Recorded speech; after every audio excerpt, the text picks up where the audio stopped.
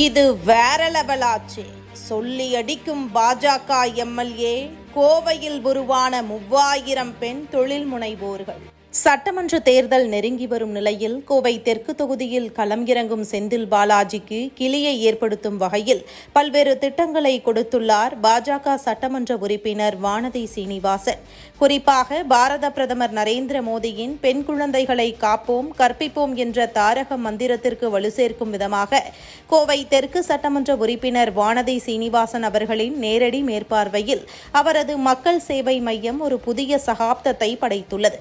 வாக்குறுதிகளை காற்றோடு விடாமல் சாமானிய பெண்களின் கரங்களில் வாழ்வாதாரத்தை ஒப்படைப்பதே இந்த மக்கள் சேவை மையத்தின் பிரதான இலக்காக மாறியிருக்கிறது. அந்த வகையில் உருவானதுதான் சுயம் என்ற திட்டம். இன்று சந்தையில் ஆயிரக்கணக்கான ரூபாய் கட்டணம் செலுத்தி பயில வேண்டிய தையல் மற்றும் நுணுக்கமான எம்ப்ராய்டரி கலைகளை எவ்வித கட்டணமும் இன்றி ஏழை எளிய பெண்களுக்கு பயிற்றுவித்து வருகிறது வானதி சீனிவாசன் அவர்களின் இந்த மக்கள் சேவை மையம்.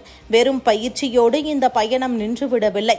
பயிற்சியை வெற்றிகரமாக முடிக்கும் ஒவ்வொரு பெண்ணுக்கும் தன் சொந்த காலில் நின்று உழைக்கும் வகையில் இதுவரை சுமார் 2000த்திற்கும் மேற்பட்ட பெண்களுக்கு விலையில்லா தையல் இயந்திரங்கள் வழங்கப்பட்டுள்ளன என்பது ஒரு இமாலய சாதனை. ஒரு பெண்ணின் கையில் தையல் இயந்திரம் என்பது வெறும் கருவி அல்ல. அந்த பெண்ணின் தன்னம்பிக்கை, அவளது குடும்பத்தின் வருமானம் மற்றும் அவளது சமூக அந்தஸ்து.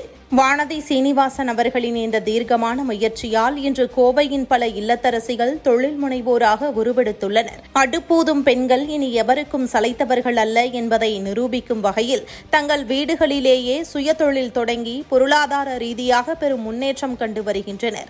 தங்களின் சுய கௌரவத்தை நிலைநாட்டி தலைநிமிர்ந்து நடக்கும் இந்த 3000 பெண்களின் புன்னகையே வானதி சீனிவாசன் அவர்களின் மக்கள் சேவை மையத்தின் உண்மையான வெற்றி.